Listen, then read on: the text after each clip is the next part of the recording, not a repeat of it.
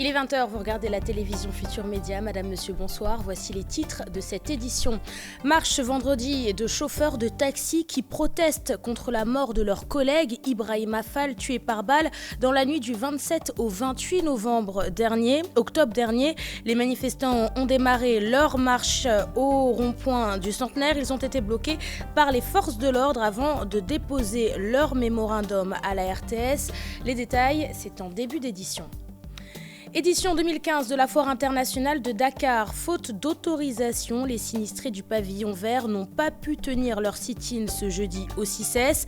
Ils attendent toujours d'être indemnisés, dénoncent une injustice et menacent de perturber la prochaine édition de la FIDAK si rien n'est fait.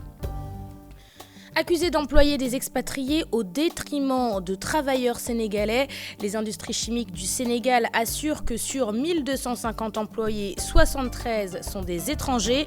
Réaction dans ce journal du directeur des ressources humaines des ICS de Mboro dans la région de Thiès. À Matam, les forces de l'ordre multiplient les patrouilles et sont toujours à la recherche de 4 individus non identifiés qui auraient été aperçus par les populations alors qu'ils étaient armés. Dans le nord du pays, de nombreux réfugiés mauritaniens craignent un amalgame et demandent à l'État de régulariser leur situation. Tous les contrats miniers, pétroliers et gazeux sont publiés au Sénégal. C'est ce qui ressort du rapport 2014 de l'initiative pour la transparence dans les industries du Sénégal. La cérémonie s'est tenue ce jeudi. Elle était présidée par le Premier ministre Mohamed Ben Abdallah Dionne. 8e édition du Gorée Diaspora Festival. L'événement se tiendra du 25 au 27 novembre prochain. Cette année, 2 figures, 2 grands hommes ont été choisis pour représenter le festival. Il s'agit de Nelson Mandela et de Barack Obama.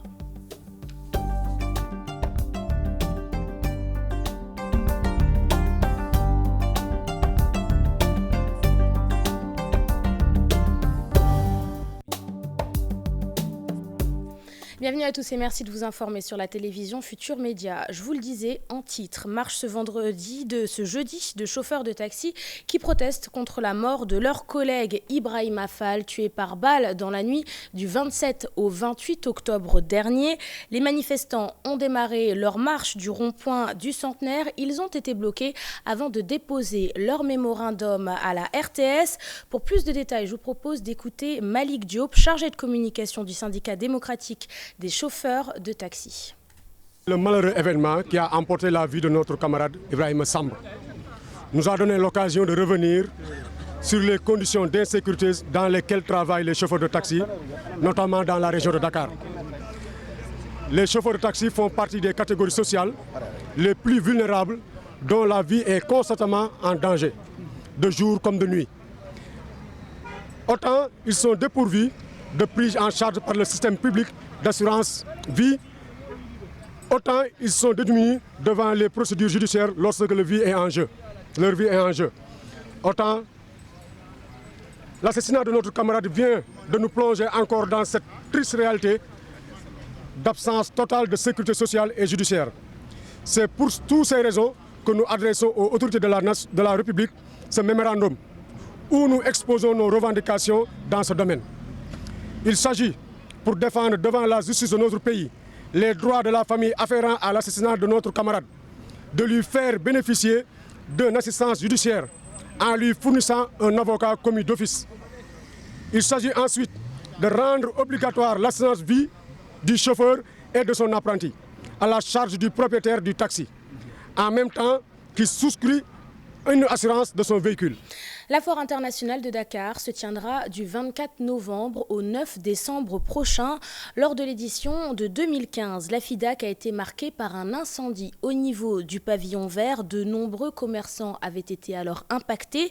Alors qu'ils voulaient manifester ce jeudi pour protester contre un retard dans les négociations concernant leur indemnisation, ils ont été stoppés par la gendarmerie faute d'autorisation. Les détails, c'est avec Fatou Bintou Conté et Moudou Diop.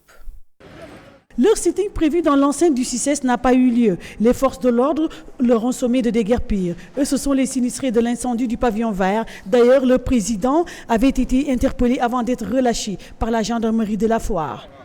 On devait tenir un sitting aujourd'hui au niveau de la CICES, mais ça n'a pas eu lieu parce que quand nous sommes venus, nous avons trouvé les gendarmes en masse qui ont pris notre porte-parole, M. Alpha Bijoucham, comme quoi il perturbait et il n'a pas d'autorisation. On l'a mis dans le cadre des gendarmes et puis on l'a amené à la gendarmerie. Ils nous ont conseillé de se disperser. Alors que nous ne faisons rien de mal, nous demandons que notre indemnisation. Ces sinistrés, au nombre de 48 Sénégalais et 132 étrangers, comptent perturber la tenue de la foire prochaine si les autorités ne les indemnisent pas. Maintenant, ce que nous voulons faire et ce que nous comptons faire, je pèse mes mots, c'est que la foire ne va pas se tenir sans pour autant être dédommagés. Nous voulons être indemnisés. Les banques nous acculent. Nous ne pensons même plus à voyager parce que les fournisseurs nous attendent. On est fatigués. On ne parvient même pas à payer nos loyers. Nos enfants ne sont pas encore inscrits. Vraiment, on est désolé, mais c'est un pays démocratique. Mais le Sénégal d'aujourd'hui, là, on ne sait plus à quel sens se vouer. Une indemnisation qui se chiffre à plus de 600 millions de francs CFA. Et voilà bientôt un an qu'elle court derrière cette manne financière. D'abord, il nous doit 632 millions. Ce n'est rien par rapport au budget de la foire. Il nous a proposé de nous donner 9 mètres carrés de stand et 1 million après la foire. Quand il nous a dit ça, on lui a répondu que comme nous avons été commissionnés par la base, nous allons le rejoindre pour leur rendre compte. Mais le lendemain, au courant d'une réunion, on a entendu sur les médias que nous avons été indemnisés. Tel n'est pas le cas, vraiment, on est désolé. Ce qui leur fait mal dans cette histoire est que le directeur du CICES continue toujours de faire la sourde oreille. Dans le département de Rufisque, démolition d'une dizaine de maisons de la localité de Tiwawanpeul. Le maire assure qu'il n'a pas été avisé. D'après l'édile, il s'agit d'une décision de justice, mais il assure qu'un compromis peut être trouvé avec les populations. Écoutons-le, ses propos sont recueillis par Ousseynou Thiam. Ce qui s'est passé aujourd'hui à Tiwawanpeul est extrêmement grave. En aucun cas, ni par téléphone, ni par écrit, j'ai été informé de ce qui s'est passé aujourd'hui dans la commune de Tiwawanpeul-Niack. Je le déplore profondément. Ce qui s'est passé, c'est quoi? Des citoyens ont investi, peut-être qu'en ignorant les règles. Même si tel est le cas, si on devrait détruire, on devrait quand même en informer les populations pour pouvoir échanger et savoir quelle solution trouver à ce problème. Alors, on me dit que cette solution est réglée depuis parce qu'il y a une décision de justice. Mais tout le monde sait pertinemment que cette décision de justice remet en cause la sécurité et la stabilité des populations qui vivent ici. Les services de la DSCOS, accompagnés de beaucoup de gendarmes, avant de venir raser ce qu'ils ont fait aujourd'hui à Tiwawanpeul, ils devraient, moi en tant que maire, m'informer. Et comme nous avons eu la possibilité de le faire dans d'autres dossiers qui sont là. La direction des industries chimiques du Sénégal accusée d'employer des expatriés au détriment des travailleurs sénégalais. Des accusations balayées par l'entreprise qui assure que sur 1250 employés, seuls 73 ne sont pas sénégalais. Le directeur des ressources humaines a également annoncé le démarrage d'une nouvelle centrale d'une capacité de production de 20 MW. Plus de détails, c'est avec Charanta Diop et Seyla Tire.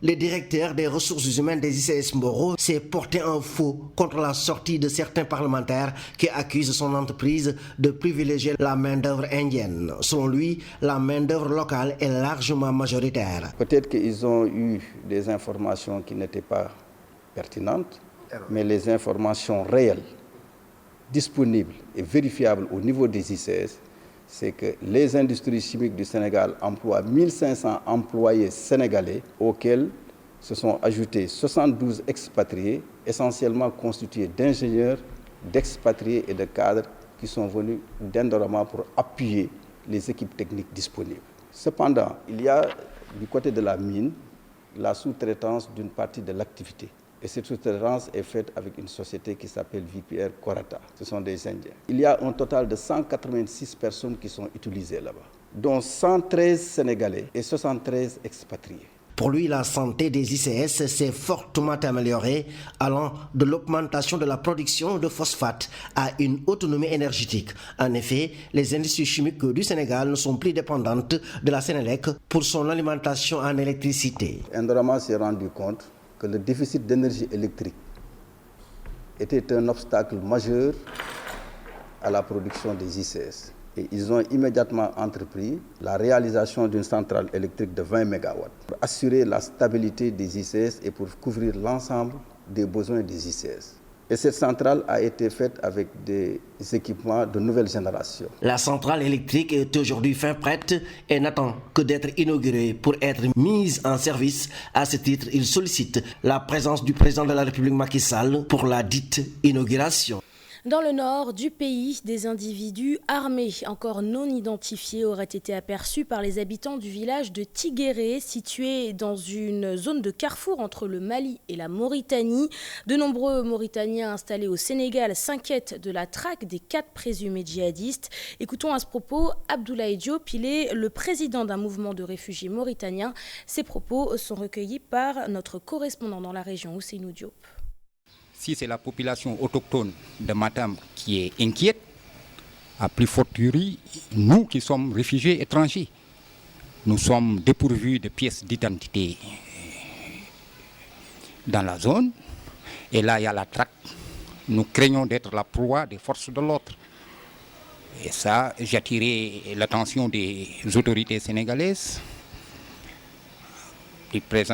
plus précisément le président de la République, qui a signé notre décret et qui a accepté notre accueil ici au Sénégal.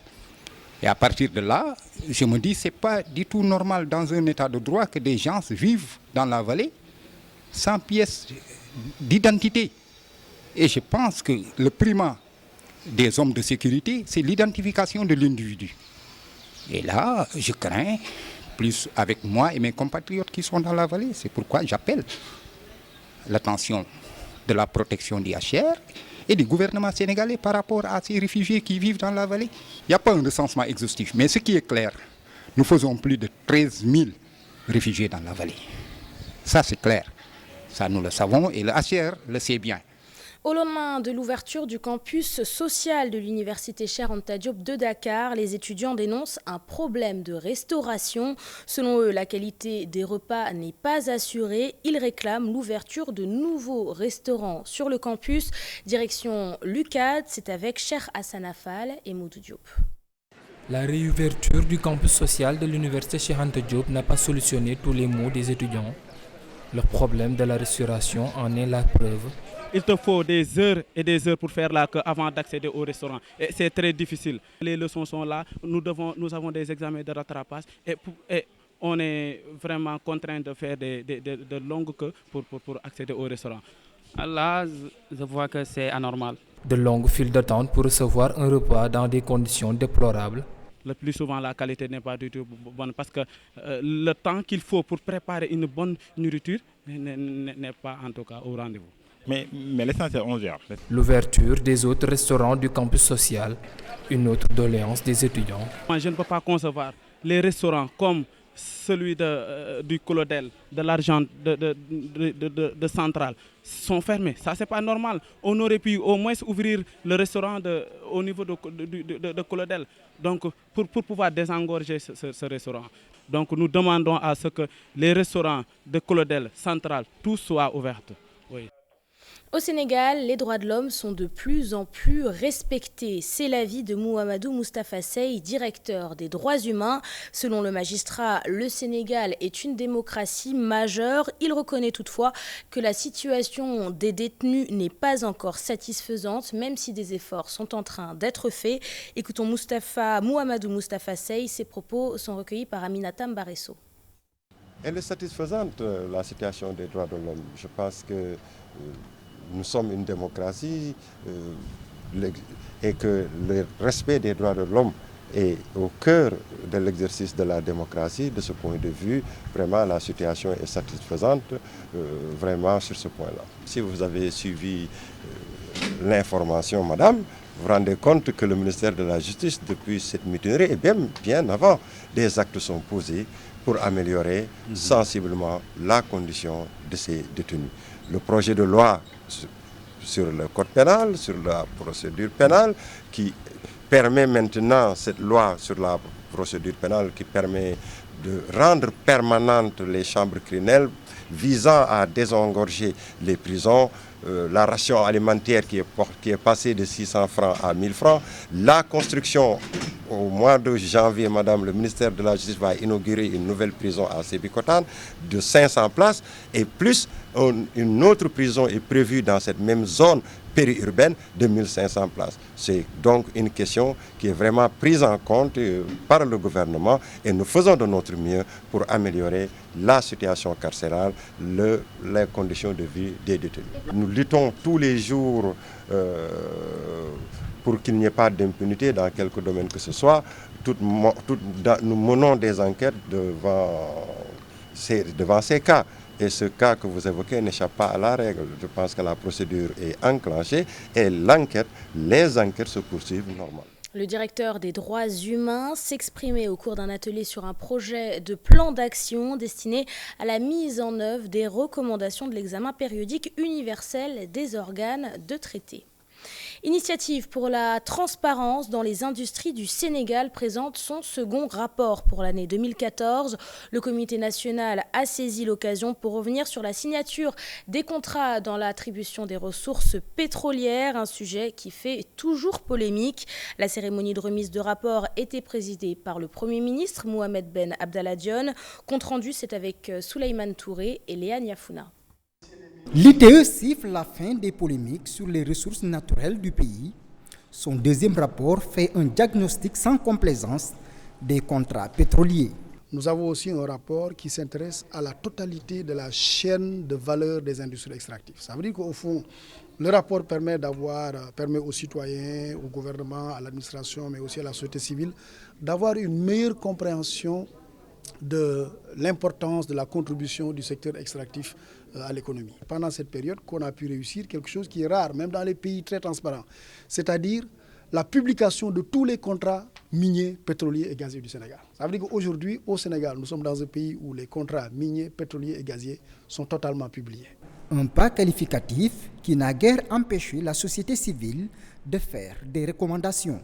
L'une de nos recommandations fortes, c'est de désigner en tout cas des administrations, donc au niveau des administrations, des points focaux qui à tout moment travailleraient sur les informations. Parce que vous savez, le Sénégal aujourd'hui est très fortement engagé dans la recherche de l'information liée à nos ressources minérales. Je voudrais formuler le vœu que les échanges et les recommandations qui sortiront du présent atelier de dissémination du second rapport ITE du Sénégal puissent véritablement donner une bonne impulsion à une mise en œuvre réussie des réformes de gouvernance afin que les ressources minières, pétrolières et gazières du pays profitent en définitive à l'ensemble de la population sénégalaise. Des recommandations qui seront prises en charge par les ministères des Mines, de l'Énergie relatives à la certification des données et leur déclaration avant la validation du prochain rapport prévu en octobre 2017.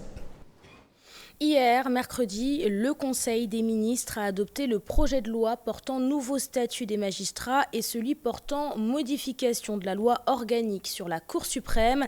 Pour de nombreux magistrats, une loi a particulièrement du mal à passer et c'est celle de la loi organique sur la Cour suprême qui permet au premier président et au procureur général de rester en poste pendant 6 ans. Le magistrat Ibrahima Amidou Dème parle de mainmise de l'exécutif sur le judiciaire. Sa réaction, c'est dans ce reportage d'Alassane Ba et Tierno Laurent Mendy. Un rendez-vous manqué, c'est la conviction du magistrat Ibrahima Amidou Dème sur l'adoption de ces différents projets de loi, des réformes qui devraient renforcer l'indépendance de la justice, mais non. Toute réforme qui consolide cette séparation des pouvoirs et ce contre-pouvoir-là est une réforme bienvenue. Mais si c'est une réforme qui ne sert qu'aux membres de ce corps qui ont des incidences financières, c'est peut-être bien pour les professionnels, mais ça n'a aucune incidence sur la marche et sur le fonctionnement actuel de la justice. Le projet de loi organique portant sur la Cour suprême, un projet de loi qui ne vise pas l'avenir. C'est une réforme qui est faite et qui porte sur un mandat électif pour ces chefs de juridiction-là. Je crois que le statut qui les régit comporte suffisamment de garanties quant à l'inamovibilité. On n'a pas besoin pour qu'un magistrat, surtout ceux qui sont les plus gradés dans les fonctions judiciaires et un mandat qui dépendent de l'exécutif. Donc cette réforme renforce encore la mainmise de l'exécutif sur les judiciaires et malheureusement aussi bien pour les professionnels de la justice, mais surtout pour les justiciables, l'indépendance de la justice n'est pas pour demain. Le magistrat ne s'arrête pas là. Ibrahima Dème, comme certains de ses pairs, fustige l'adoption récente du projet de Conseil supérieur de la magistrature, un net recul par rapport à leurs attentes. Parce qu'il y a dans ce projet de réforme une disposition qui a légalisé une pratique qui était décriée, celle de la consultation à domicile. Donc c'est une nouvelle procédure qui n'a rien de transparente, qui est là à la disposition de l'exécutif pour la nomination des magistrats. Le Conseil des ministres de ce 2 novembre a adopté le projet de loi organique portant sur la Cour suprême et le projet de loi organique portant statut des magistrats. La sortie de l'Union des magistrats du Sénégal est attendue sur ces questions. Parlons santé à présent avec la lutte contre la tuberculose, cette maladie infectieuse qui s'attaque habituellement aux poumons mais parfois aussi à d'autres parties du corps comme les reins ou les ganglions. En collaboration avec le mouvement hip-hop de Guédiawaye, le ministère de la Santé veut éradiquer la maladie de la banlieue dakaroise d'ici l'année 2040. Écoutons à ce propos le docteur Marie Sardiouf, coordonnatrice du programme tuberculose, suivie de Malal Talla, administrateur du mouvement hip-hop de Guédiawaye. Ils sont tous les deux au micro de Salif Sow. Nous avons sauvé 13 000 personnes tuberculeuses l'année dernière. Il y a eu des décès certes, mais les décès ont beaucoup diminué. Avant c'était 6%, 7% de décès. Maintenant c'est entre 1 et 3%. Donc aujourd'hui, il faut vraiment reconnaître qu'il y a de gros efforts. Mais nous avons encore le problème de la promiscuité. Et tant qu'on n'a pas réglé ce problème de la promiscuité et de la sensibilisation à outrance dans la banlieue, nous n'aurons pas gagné la bataille de la tuberculose. Il faut une approche multisectorielle. Donc le mouvement hip-hop, c'est vraiment une catégorie qui peut s'investir. Même dans la définition originelle de la musique, quand nos ancêtres tapaient un tam-tam, c'était pour sensibiliser par rapport à un décès, par rapport à un baptême. Aujourd'hui, nous reprenons cette définition qui a un sens. Donc, c'est vraiment être au service des populations. Me dire que Malal, ok, tu contestes beaucoup, tu dis que ça ne va pas, mais qu'est-ce que tu proposes? Aujourd'hui, nous, artistes hip-hop, nous sommes engagés à être des ambassadeurs de lutte contre la tuberculose. Et puis lutte contre les inondations à Dakar et dans sa banlieue. D'après le directeur exécutif de Vivre avec l'eau, 920 000 sinistrés sont concernés par le projet. Alors que la première phase du projet se termine en décembre, la deuxième débutera selon lui dès le démarrage de l'année 2017. Je vous propose de l'écouter. Ces propos sont recueillis par Salif Sow et Asmalik Diop. Le projet revêt plusieurs composantes. Il y a le volet infrastructurel, il y a aussi un volet déchets solides, notamment le ramassage des ordures, la valorisation des déchets, en faisant du compostage, des éco-briques, en faisant aussi du maraîchage urbain. Il y a les aménagements des espaces publics. Il y a aussi le volet renforcement de capacité des populations, notamment les femmes. Et il y a le volet recherche-action qui est une dimension très importante du projet où des chercheurs de dimension internationale sont sollicités pour apporter leur contribution à la résolution des questions d'inondation de manière générale et notamment dans la région de Dakar. La phase 1 prend fin en décembre 2016, mais déjà le projet est présent à Yeumbeul Nord. Si vous allez à Ben Brak, vous voyez de manière concrète les réalisations du projet. Vous voyez les travaux en cours, notamment des axes qui sont en train d'être pavés. Vous voyez les traitements qui sont faits au niveau des bassins. Vous voyez aussi au niveau des déchets solides, il y a beaucoup d'actions qui sont faites. Vous voyez que le quartier est devenu plus propre qu'avant.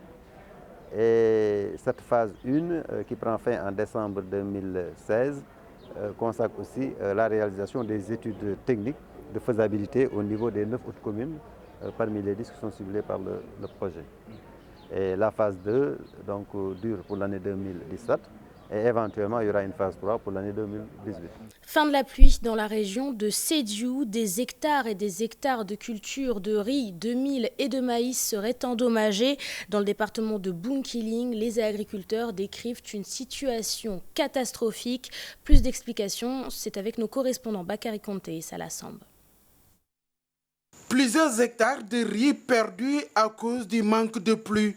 Le maïs, le mil, tous dans la même situation. Cultiver un peu de riz, mais le riz n'a pas donné par rapport à la pluie qui a manqué quoi. Depuis le 25, depuis le 5 octobre. Combien de jours? 25 jours. Ce qui s'est passé, c'est une rupture de pluie qui s'est produite depuis 25 jours de cela. Donc après cette rupture de pluie, toute la rizière a été sec. Autre problème, les crédits de campagne empruntés dans les banques. Si on a des crédits qui nous pêchent quoi, qui nous gênent pour payer quoi, on a pris des crédits dans les banques. Et ça nous crée des problèmes. Déjà présent, la soudure s'installe. L'arrêt des pluies donc, va encore affecter maintenant encore la phase où la longueur de la période de soudure va encore augmenter. Parce que la soudure a été réduite jusqu'à 2 mois, mais avec ça, avec l'arrêt des pluies là, comme les plantes n'ont pas arrivé à la maturation, donc encore la période de soudure va encore repousser encore pour avoir atteint même 4 à 5 mois. Le deuxième adjoint du maire de Bona pense. Certainement c'est dû au retard des semences ou bien au retard des semis. Je pense qu'ils sont mieux placés pour vraiment nous orienter. Le sous-préfet de Bona déclare. Je tiens à préciser d'abord que les commissions chargées de la distribution des intrants ont été mises sur place à temps. Et les intrants ont été réceptionnés à temps. Également distribués à temps. Maintenant, vu que nous dépendons fortement des cultures pluviales et des aléas climatiques, raison pour laquelle nous sommes aujourd'hui confrontés à ces problèmes. Ce manque d'eau a créé beaucoup de dégâts dans la région de Sédhiou. L'association de lutte contre la soudure et l'endettement encadre les paysans pour une sortie de crise. Sounou Natal ou le regard des photographes sénégalais sur leur pays, c'est le thème de l'exposition qui se tient actuellement à la Galerie nationale. Sounou Expo 2e édition met en valeur les œuvres de jeunes photographes sénégalais. Pour plus de détails, je vous propose d'écouter l'initiateur de l'événement. Ses propos sont recueillis par Dissa Prera et Ababakar Kamara. En fait, il n'y a pas de thème précis. Le tout, c'est, je dirais, un assemblage de photos. D'accord. Et maintenant, en fait, parmi les photographes, parce qu'il y a des professionnels, il y en a qui travaillent dans la photo, il y en a qui travaillent dans l'image, il y a des amateurs, il y en a qui sont juste amoureux de la photo, qui n'ont pas d'appareil, mais qui ont juste, par exemple, le téléphone portable. Parmi les photos exposées aujourd'hui, il y a une bonne quantité qui ont été prises par des téléphones portables. Et donc, le but, en fait, c'est de promouvoir la photo artistique. Parce qu'aujourd'hui, on peut être professionnel, à un certain niveau de professionnalisme, et utiliser un iPhone pour en faire des photos de super bonne qualité. Et comme on peut utiliser des photos les appareils photo pour touristes, là, en caoutchouc jetable, là, un professionnel peut l'utiliser et faire d'excellentes photos. Maintenant, la petite différence en fait, entre le professionnel et l'amateur, éventuellement, c'est juste à l'impression ou à la sortie ou l'utilisation de l'image au final. 8e édition du Gorée Diaspora Festival prévu du 25 au 27 novembre prochain. Cette année, l'édition coïncide avec la commémoration du cinquantenaire du premier Festival mondial des arts nègres de 1966. Barack Obama et Nelson Mandela, deux grands hommes qui seront les parrains du Gorée Diaspora Festival. Plus de détails avec Modou Diop et Cheikh Hassan Affal. Gorée, la ville mémoire, organisera la 8e édition de son festival pour la diaspora du 25 au 27 novembre. Un festival rempli de sens selon le maire de la ville. Ce festival n'est pas un festival, je dirais, de mémoire contemplative. Nous ne sommes pas là juste pour nous rappeler de la traite négrière, de ce qu'elle a représenté, mais nous voulons nous en servir comme levier de promotion de la diversité culturelle, de rapprochement entre les peuples. Le thème qui est retenu, c'est mémoire et résilience. Quelle contribution pour la solution aux fractures sociales que nous constatons aujourd'hui dans le monde. Des innovations de taille pour marquer la 8e édition du Goro Diaspora Festival. En ce qui concerne l'innovation, je vais considérer le choix de Obama, donc de Barack Obama comme innovation. Nous ne cherchons rien d'autre qu'à travers sa personne, à travers ce qu'il symbolise, rappeler au monde que la qualité n'a pas de race. Il a eu à faire une visite mémorable qui est restée dans l'imaginaire de tous les Sénégalais et du monde entier à Gorée. Nous avons décidé de dévoiler une plaque commémorative de son passage à Gorée, comme nous le ferons aussi pour Nelson Mandela. C'est les deux personnes que nous avons choisies pour leur rendre hommage. Une plaque qui sera dévoilée sur place là-bas à Gorée. Malgré un déficit budgétaire, le président du festival assure qu'il fera tout pour réussir le pari de l'organisation. Nous avions retenu un budget très optimiste de l'ordre de 96 millions. Je peux vous dire tout de suite qu'il est loin d'être bouclé, pour être sincère avec vous. Mais comme j'ai dit, notre festival est un miracle permanent d'un groupe d'habitants de l'île de Gorée et toute la population qui est avec nous d'ailleurs. Et nous nous battons pour le préserver, quel qu'en soit le prix. Parce que simplement nous estimons que c'est un devoir que nous avons vis-à-vis de notre communauté, vis-à-vis de notre pays. Un mot de sport à présent avec ce premier match en Ligue 1 pour l'équipe de Génération Foot. Ce samedi, les joueurs feront face au Casa Sport. Les dirigeants de Génération Foot se disent confiants pour le maintien de l'équipe au sein du championnat. Écoutons-les, ils sont au micro de Mamadou Ndiaye et de Dembandao.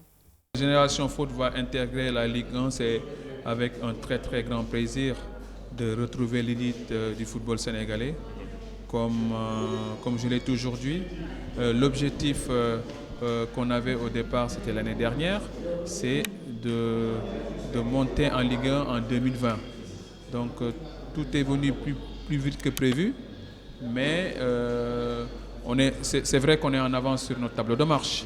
Mais aujourd'hui, si nous sommes en Ligue 1, c'est pas, je dirais, c'est pas une surprise, c'est le travail qui a porté ses fruits et que je pense qu'on est tous fiers de nous voir en Ligue 1. Maintenant, monter en Ligue 1, l'objectif principal, c'est de se maintenir parmi l'élite l'année prochaine. Nous, on démarre tous avec 0 match au compteur, de l'entraîneur jusqu'au remplaçant. Donc on est les novices, mais on n'est pas novices en football non plus. L'objectif, c'est pas faire de la figuration, c'est aussi de se maintenir. Voilà, donc c'est une récompense, mais c'est aussi un devoir de résultat minimal, quoi. C'est la fin de cette édition que j'ai été ravie de vous présenter. Merci de l'avoir suivi, merci de votre fidélité. Je vous souhaite de passer une excellente soirée en compagnie des programmes de la TF. Très bien, et toi? Ça va, tu profites de cette belle soirée? Ah oui. Allez, je vais te regarder d'ailleurs tout de suite. Merci à toi. Dans un instant, mesdames et messieurs, l'invité du 20h et nous parlons politique et économie.